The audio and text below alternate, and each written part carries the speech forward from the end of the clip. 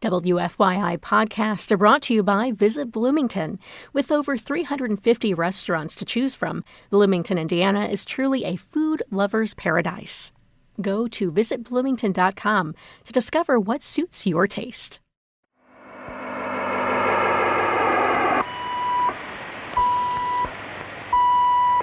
We're going to take a trip right now. Like we always do about this time. This is a journey into sound. Break it down. I'm Kyle Long, and you're listening to Cultural Manifesto.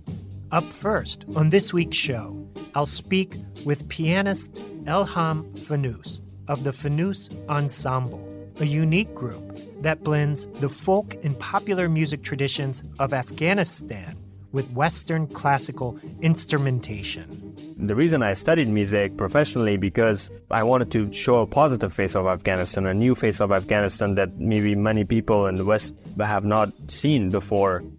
And on the second half of the program, I'll speak with the Indianapolis-based singer-songwriter Lindsay Littrell, along with multi-instrumentalist Garrett Langebartels. Lindsay creates music under the name Littrell. We'll discuss Littrell's debut album, Public Love. When I sit down at the piano and a song comes out, usually it's because I'm going through something in my personal life. And, it's about my feeling as a human being experiencing life in that moment.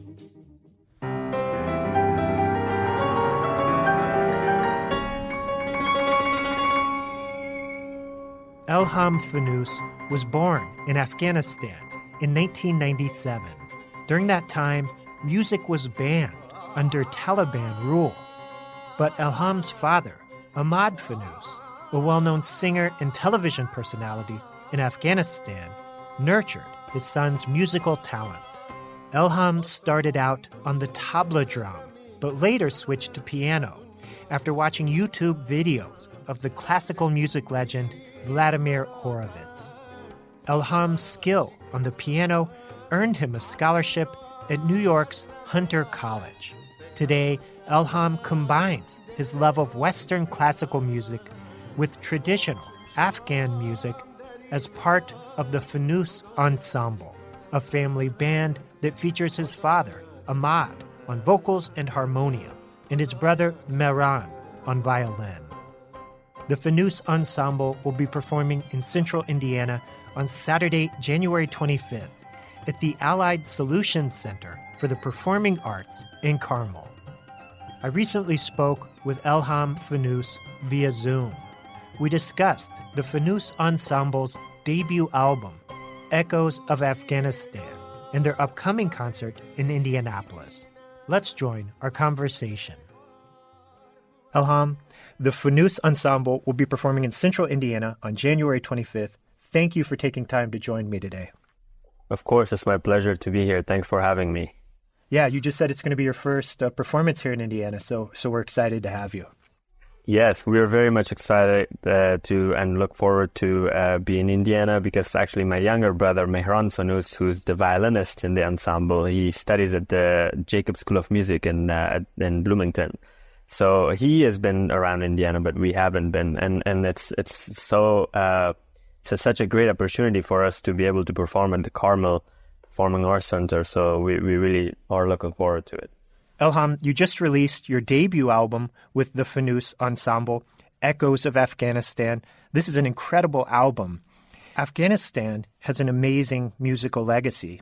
I understand Afghan music has been influenced by the traditions of neighboring countries like Iran, India, and Pakistan. But Afghan music has its own unique sound with different regional styles of folk music across the country. Is there an easy way to describe Afghan music to listeners who are unfamiliar with the country's culture and history?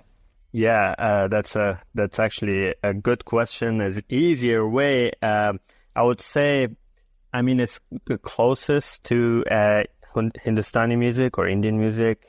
And the interesting thing about Afghan music is that they, just like its culture too, it's actually mixed and, as you mentioned, surrounded by all these bigger countries like India and Iran and Pakistan.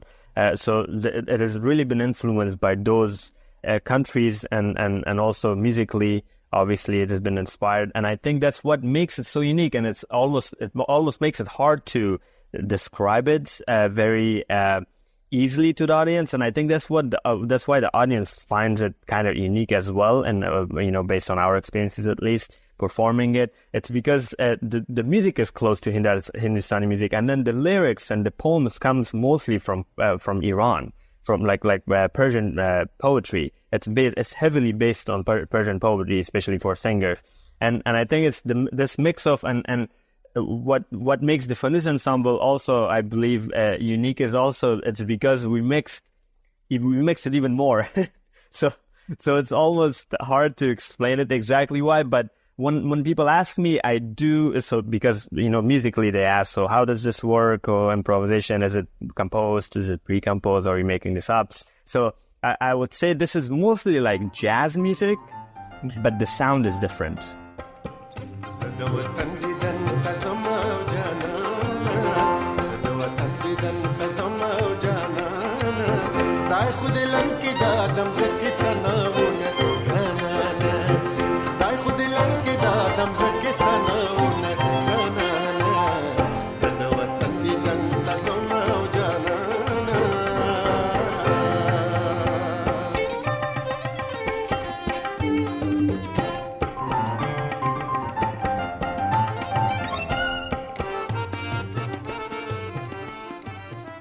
As you mentioned, the Fanoos Ensemble is a family group. Your brother plays violin. Your father, Ahmad Fanoos, is the vocalist, and he plays harmonium as well. And in many ways, he's the star of the group. Your father had a significant career as a vocalist in Afghanistan, performing classical and popular music. He had success in film and television. Tell us a bit about your father and his reputation as a singer back home in Afghanistan. Yes, that's a good question, actually. And so my father, is and was quite well known in Afghanistan because he served as a judge in Afghan Star, which is similar to American Idol. That was like the most watched TV show. And he was already quite well known because also he was doing a lot of concerts all over Afghanistan, even in cities like Herat, Jalalabad, and places like that. And he's more known as the ghazal singer, even though he's very, people really like him to sing popular music, Afghan popular or Afghan folk music, but his specialty is ghazal, which is, based on Rumis or other Persian poetries. And also, again, there are a lot of amazing Indian ghazal singers, which he was inspired by. So he was actually, to the point sometimes when we were, just an anecdote, I guess, but when we were driving sometimes in traffic light, we would stop, and then, people would look at us, they'd look at our car, and then they were like, oh, that's Ahmad Fanoos from the TV show. So we were kind of, we were all excited, and sometimes he was quite well known, and he's very well respected among the musicians, Afghan musicians as well. And we were so excited about, collaborating with him because, as I mentioned earlier, we didn't really get the chance, me and my younger brother, to explore collaboration with him and collaborating with him in Afghanistan as much. We were busy with our studies, with our own practicing and repertoire. We didn't really, I guess we almost took it for granted in a way, I would say. But when we came here, we were like, okay, this is the time to, we have pianists, we have violinists, we just get a percussionist or a tabla player. And my dad is, as we said, the star, and we are lucky to actually have an ensemble as a family. So we really look forward to sharing our music throughout the world, hopefully soon, not just in the United States. Am I correct that you perform a song that he made famous in a film on the album Echoes of Afghanistan, the song Zindagi? Yes, that's correct. Yes, you have done your research.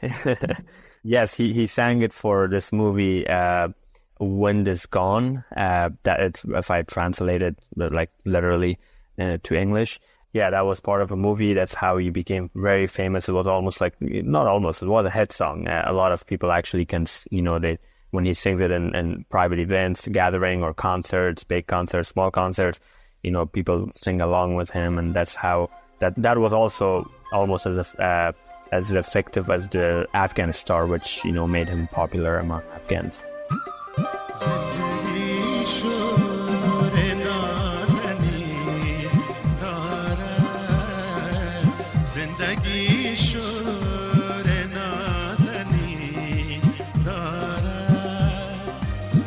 کشمکش های آتشی دارد زندگی شور نازنین دارد زندگی شور نازنین دارد.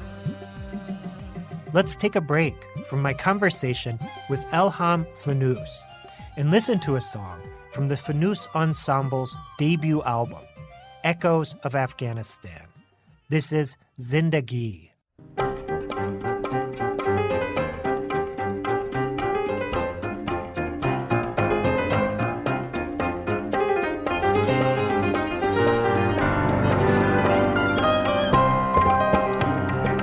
زندگی شور نازنین دارد زندگی شور نازنین دارد کشمکش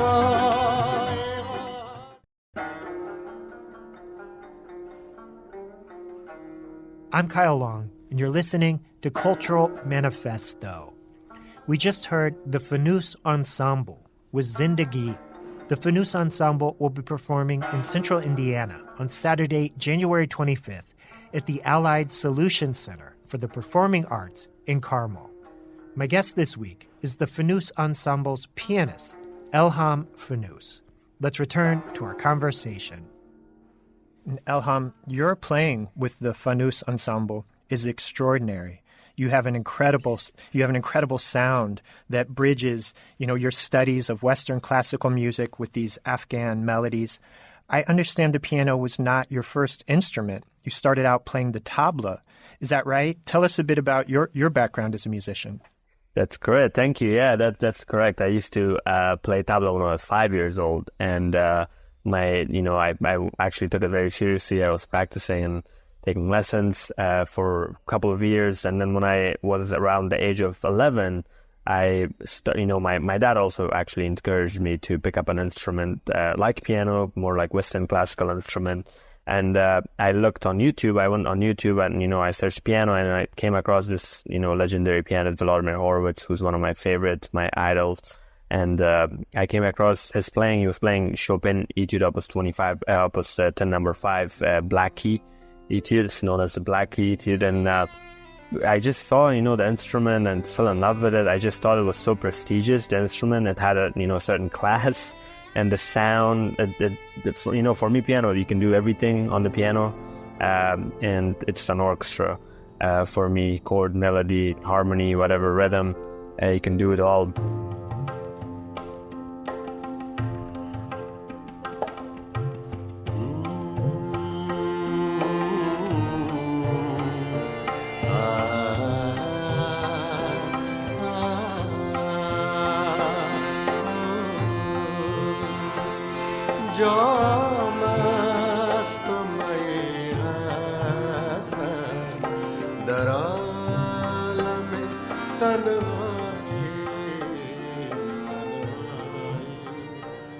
On a more difficult subject, Elham, there's been a lot of conflict in Afghanistan over the last few decades.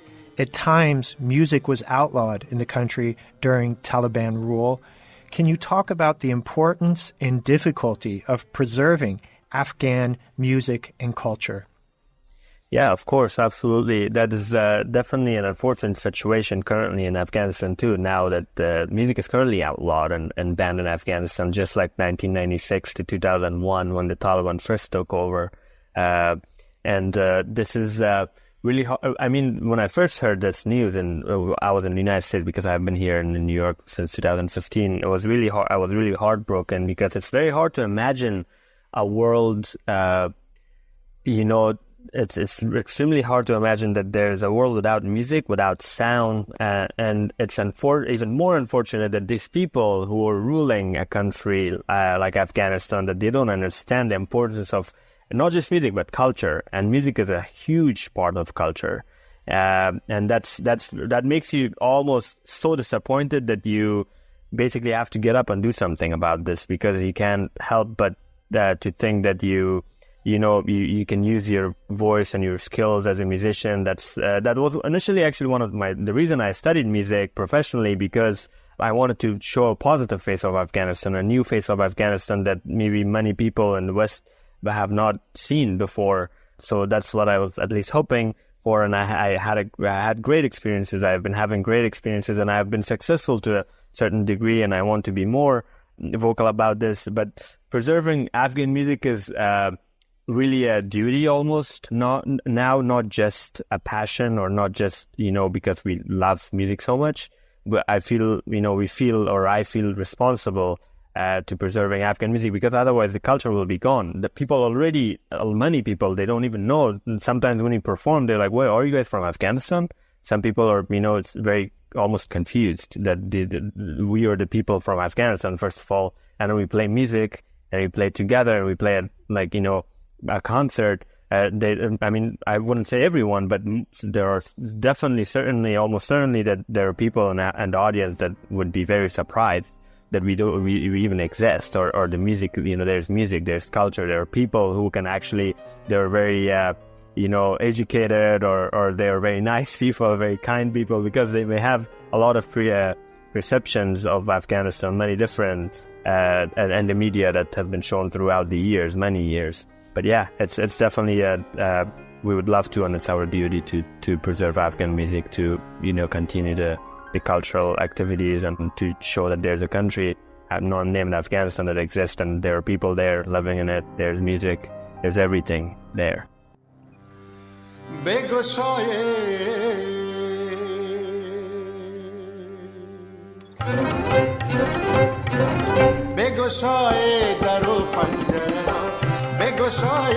در و پنجره را به هوای خوش نوروز آید امرای رای های نوروزی امرای رای های نوروزی ای بسا بخت دل افروز آید بگشای بگشای. That was the Fanoos Ensemble with New Day. They'll be performing in Central Indiana on Saturday, January 25th at the Allied Solutions Center for the Performing Arts in Carmel. My guest this week is the Fanoos Ensemble's pianist, Elham Fanoos. Let's return to our conversation. Before we go, I wanted to ask you about one of my favorite Afghan performers, Ahmad Zahir, who died tragically young at 33 years old. He was a huge star in Afghanistan. His music blended Western pop and rock, almost like disco music, with Afghan music. I know you perform some of his songs in your concerts, maybe the song Laili Jan, I think. Tell us about the importance of Ahmad Zahir as a cultural icon of Afghanistan. Yes, Ahmad Zahir he's also known as the golden voice of Afghanistan, and he's also known as not sure how I feel about that, but he's known as the Elvis of Afghanistan. And because I guess he looked like Elvis. And I'm pretty sure Ahmad Zahir admired Elvis a lot, Elvis Presley. I can tell because he had sang some of his songs in Dari, some of his compositions. So it's almost obvious that he admired him for sure. But I don't know if he wanted to be called the second Elvis or Afghan Elvis. But it's nice, yeah. But he's extremely important in Afghan music. I mean, every musician that you ask about Ahmad Zahir, there's not really a one word to describe him, because he was so influential. He almost changed the music for Afghan people, and he basically got people from Afghanistan interested in music, which is actually not easy to do, because first of all, it's an Islamic country, and I don't want to get off topic, but Afghanistan, many people, they do actually believe that the music should not be a huge part of the country, which is very, very unfortunate. But Ahmad Zahir was someone who introduced, and they liked it, they liked him, they liked his music. He's so important, and almost every artist from Afghanistan, no matter what their practice is, instrumental, vocal, whatever, poetry, they're all influenced by Ahmad Zahir, and they always include in their programs or in their concerts. They always, he's someone that's always remembered and always will be remembered. And he's a huge part of actually our program as well. We always try to include his songs, at least a few of them. People love it. It's very unique. He did combine, he brought trumpet players, he brought saxophone players, which was really not common back then in the 70s and the 80s. So he did a lot for Afghan music, and he's an important part of Afghan history.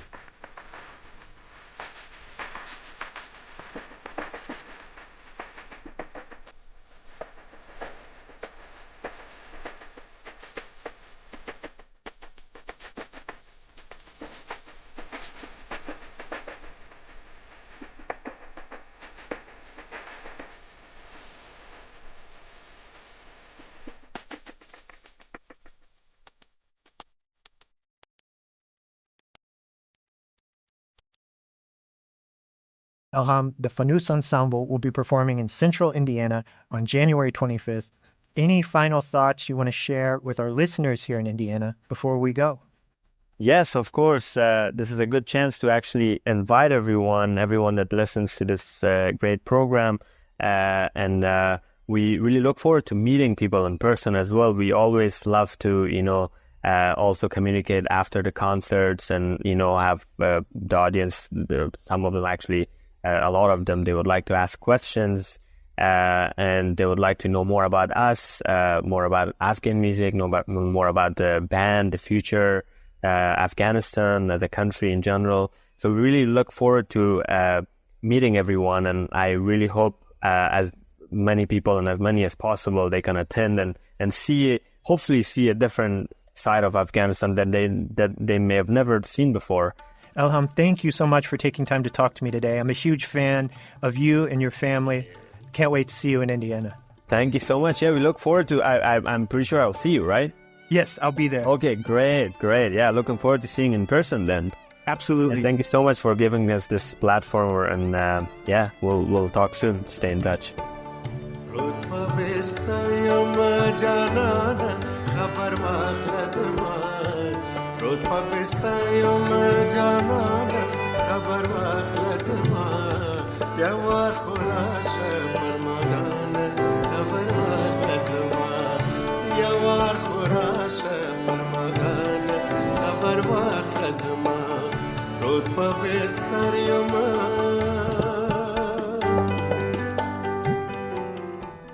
Cultural Manifesto will return after this short break. WFYI podcasts are brought to you by Visit Bloomington. With over 350 restaurants to choose from, Bloomington, Indiana is truly a food lover's paradise. Go to visitbloomington.com to discover what suits your taste. I'm Kyle Long, and you're listening to Cultural Manifesto. Up next, I'll speak with the vocalist and songwriter Lindsay Littrell. Lindsay is the creative force behind Littrell, an Indianapolis-based music duo formed with the multi-instrumentalist and engineer Garrett Langebartels. Littrell's debut album, Public Love, was released last year. The album features a distinctive blend of dark pop, alt-rock, and trip-hop music, along with conceptual elements inspired by activist Cornell West and writer Bell Hooks. Let's join my conversation with Lindsay Littrell. Lindsay, thank you for taking time to be here today. I appreciate it. It's my pleasure. We're going to discuss your new album, your debut album with Littrell, titled Public Love. It's an amazing album. Congrats on the release of this project. Thank you. That means so much to me. Yeah, before we talk about the album, I did want to share a little of your background with our listeners. You grew up a preacher's kid in Tennessee. Is that correct? Yes. I would imagine growing up in that environment, there was a lot of music. Is that true? Tell us about your life as a kid and what role music had in your family's life. Yeah, my dad plays piano. My mom sings. I grew up with them around the piano together, singing together in church. My dad actually left pastoral ministry when I was 2 to move to Nashville to start a booking and management agency on Music Row for Christian artists. lost the money that people gave him within a year. That was like, maybe I am supposed to be a pastor. And so, but they love music. And I grew up around recording artists and playing backstage and having sleepovers with artists' kids. And so it was just normal. That's amazing. Yeah. What artists did he work with? Anything notable that you would share? I mean, I was too little to remember, but B.J. Thomas is one of the artists. Yeah. Yeah, raindrops keep falling on my head. Yeah. That's amazing. My parents love music so much, and I don't remember it not being my own identity. I think people were saying I was a singer and that was who I was going to be before I remember that. And Amy Grant was my idol. I studied her. I thought no one loved her like I did. All my little childhood journals are just like me writing songs, and that was who I was. I'm guessing your music today is very different than what you were doing as a kid. What was sort of the evolution beyond making music in the church? I spent a lot of time really limiting what I allowed myself to say, what I allowed myself to dwell on, to express. And then, in my mid-20s is really, I was in Los Angeles, married to a music producer, kind of being the purse holder, supporter, shadow artist that I had come to be at that point in my life. And all of a sudden songs were waking me up in the middle of the night, and I couldn't not be this anymore. The water that had gone underground came back up.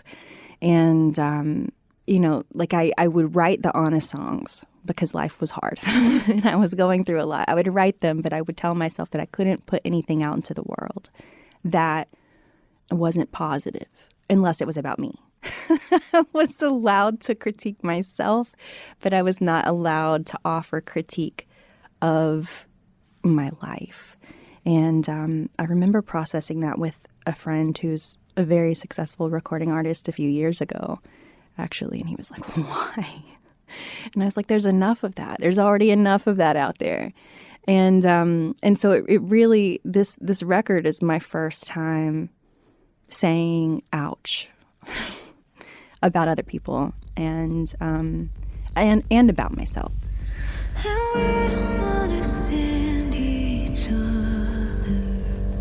We're using the same words, but no discovery tonight.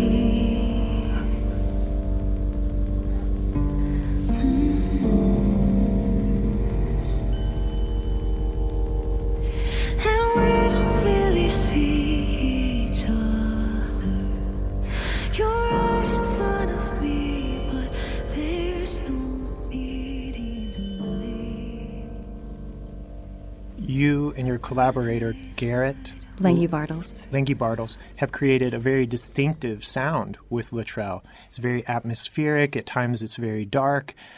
Tell me about your collaboration with Garrett and the development of this sound. Is that something that was in your head, or is that something you worked out with him as a collaboration?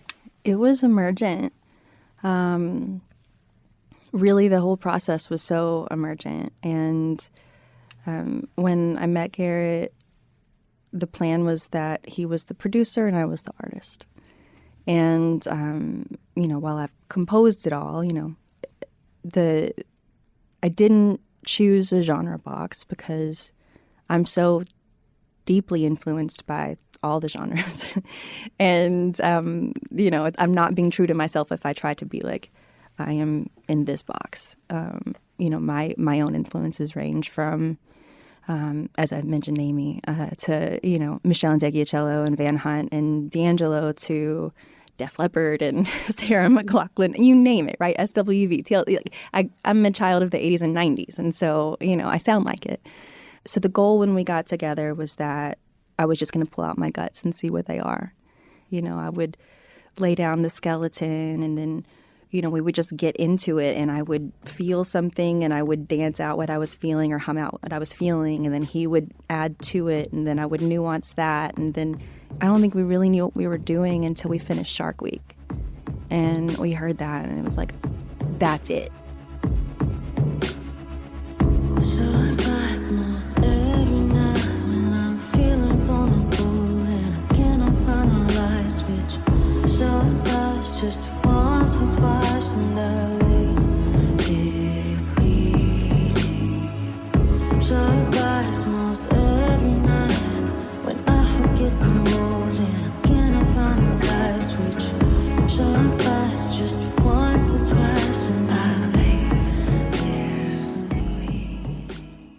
Before we talk about Public Love, I want to ask about another aspect of your life.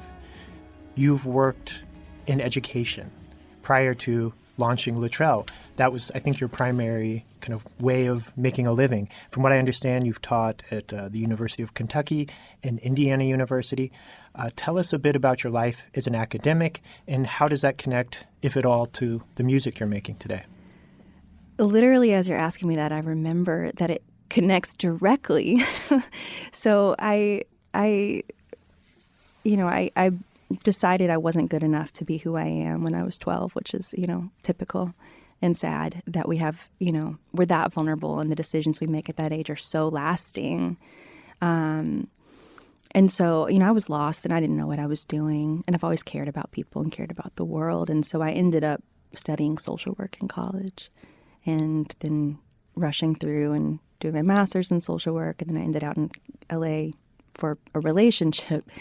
And I was working in the labor movement at the time. I was working for SEIU. And then I went on to work in a more explicitly social work space through the National Association of Social Workers. And I was working with social workers across the state of California. Through all of this, I'm waking back up to my desperate need to be who I am, which is an artist, a musician, a songwriter. I didn't want to do what I was doing full time anymore.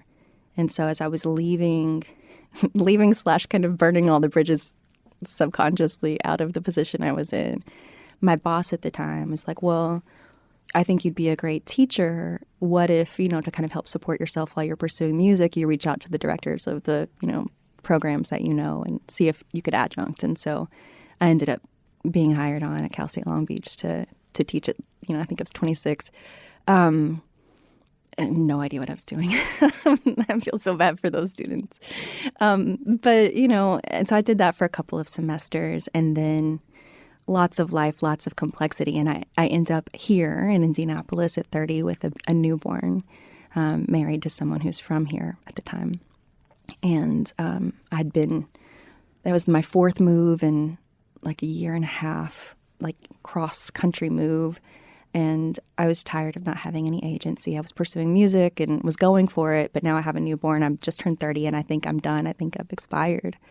And I'm also tired of being like disempowered and not being able to make these decisions with my life. And so I think on my second day here, I sent my CV to the IU School of Social Work and was called in like the next day and told like, okay, here's what we need you to teach next semester. And so I adjuncted for a year while I had, a very small child. And then I was gearing back up to really dive back into music. I was accepting that I wasn't expiring and this is still here and I can still do this.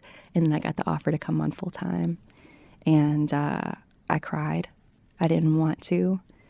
But, I knew that those opportunities don't just come around every day. And, we needed it. And thankfully, I did say yes because I ended up going through a second of 3 divorces, less than a year later. And so it's been meaningful work. I care about the students. I'm a rabble rouser in the classroom and get to encourage people and help them figure out who they are and connect to the work in the world. And I value it.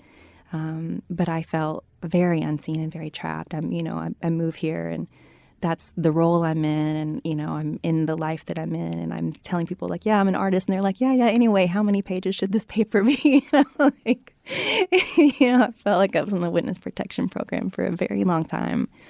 And also I recognize that because my life has been nonlinear and complex and held a lot, I have a lot more to say and than I would if I had just, been on this full-time artist path the whole time. Would it be okay if maybe I wrote you a song or 2 million? Do you think you minded if I sang them to you every day? No, I sound excited, coming on a little strong, I admit it. I don't wanna fight it when it comes to you, got so much to say. And I'm just getting started. I do want to talk about your new album, Public Love. You've described the record as a 4-act exploration of love, heartbreak, and self-discovery. You've cited Cornell West and bell hooks as conceptual inspirations maybe for the project. Tell us about, broadly, the album Public Love and the kind of things you're diving into on this record. Okay, so Cornell's quote is that tenderness is what love looks like in private and justice is what love looks like in public. And, of course, bell hooks, who is, my greatest luminary and love, who's no longer with us, lived her life kind of audaciously refusing to reduce her own complexity and including her desires and following them and taking them seriously. And her desire for love turned her into a student of love. And so both of those things are important to me because when I sit down at the piano and a song comes out, usually it's because I'm going through something in my personal life. And, it's about my feeling as a human being experiencing life in that moment. After I hear how I feel, because I don't usually know until I'm inside of the songwriting process, after I hear it kind of echoing back at me, then I can see the larger connections to the things that we all experience as human beings. I want to share a track from the album Public Love. The song is titled Cycles. Anything you want to share about this piece before we listen? It was, I wrote it when we were probably halfway done with the record. On a day I had therapy and I sat down at the piano and that's what came out. And it was my first time admitting everything that I admit in the song. And then less than 24 hours later, I was in the studio recording it. And so I think you can hear the intensity in it. And, I wasn't inside of the situation anymore as I was writing it, but I didn't trust that the situation wasn't still inside of me. And so it was my own wrestling with my own magnetization toward abusive dynamics and to self-betrayal and self-abandonment. When people hear it, I really, I know that so many people are inside of intimate partner violence, and I really want everyone who's a part of that story, which is unfortunately a lot of us, to seek help and to get support. I do believe that, patriarchy is violent and it creates these patterns and there's so much shame around it. And I want to be a part of the conversation to destigmatize it, not just for air quotes survivors, but also for the people who have, I'm sure, continue to believe that they won't keep doing the thing that they keep doing. That there's help available. Well, let's listen to that track now. This is Littrell with Cycles. You love me, you hate me. You worship or hate me. You meant it, no you didn't. Now you quit, now you're on your knees. You love me, you hate me. You're trying to break me. I see it, but I'm in it hard to quit when you're talking sweet. I'm Kyle Long, and you're listening to Cultural Manifesto. We just heard Littrell with Cycles off their new album, Public Love. My guest is Lindsay Littrell, vocalist, songwriter, and producer for Littrell. Is that accurate? Yes. Yeah. Okay. And Lindsay, we've been talking about your album, Public Love. Next, I want to play a single that was not featured on the album. This track is titled Freedom. I understand you're donating all the proceeds from this piece to the Palestinian Children's Relief Fund. The song was also inspired, I understand, by the crisis in Palestine. Tell us what motivated you to create and release this song, any context you want to share around it. Yeah, thank you for asking. I have been involved in Palestine solidarity work since 2013. And when I was first asked to get involved, and you and I met around that time, when I was first asked to get involved, my gut told me yes. And my head was like, what are you doing? You don't know anything about this. And so I devoted myself to learning and was quickly put into a relationship with people in Gaza and then people in Palestine. And I went on to go myself in 2018. And so, I have people I love and experiences that matter to me, both there and here. And so, I've been invested and cared for a long time.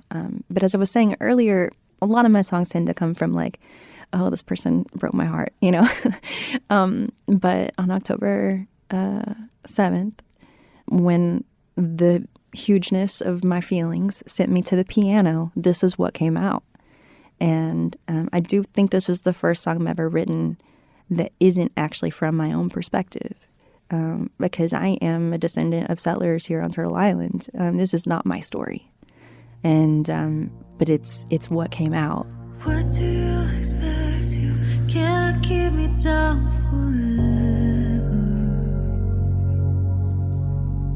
Sitting on my neck, you writing down a check to those who take my land. When my mother is buried, my hand, tell me who I can marry. Earlier, you talked about some of the psychological constraints that sort of limited your self-expression as an artist for much of your life.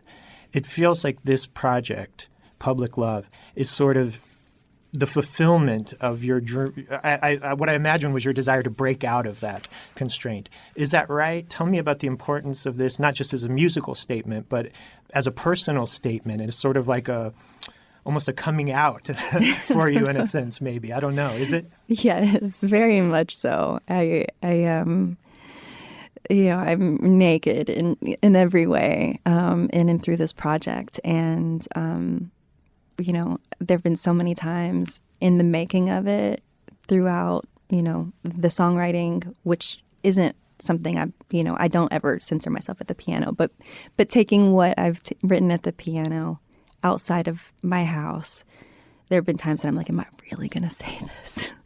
But I have chosen to live into who I am and to say what I have to say and to own my body and my voice and my story and my messiness and my power.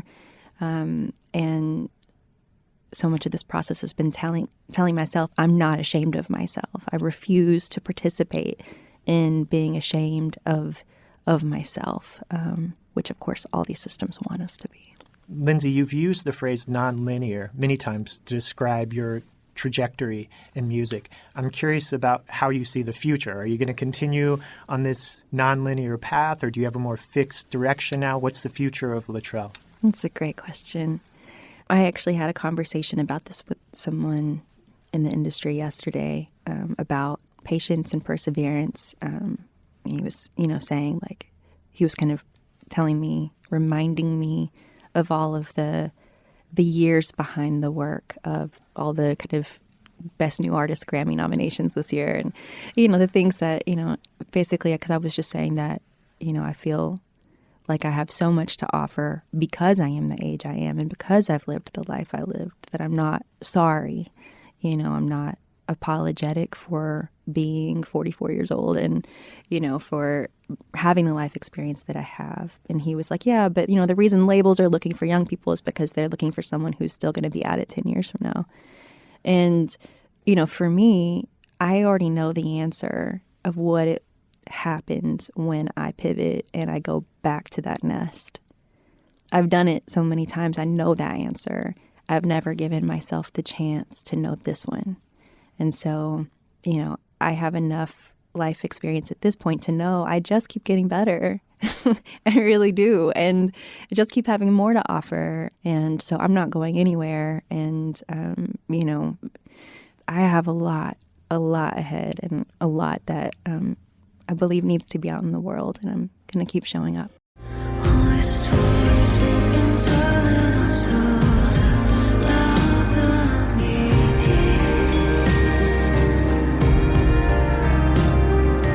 If we start to lean on down and stop repeating,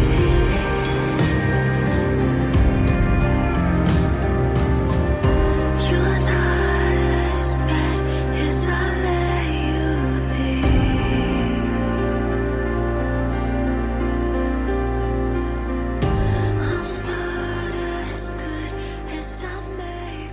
That's all the time we have for this week. Thanks to my guests, Lindsay Littrell and Elham Fanoos. Check out the Cultural Manifesto podcast at WFYI.org or wherever you listen to podcasts. Cultural Manifesto is hosted and produced by me, Kyle Long. Thank you for listening.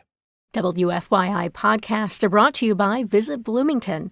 With over 350 restaurants to choose from, Bloomington, Indiana is truly a food lover's paradise. Go to visitbloomington.com to discover what suits your taste.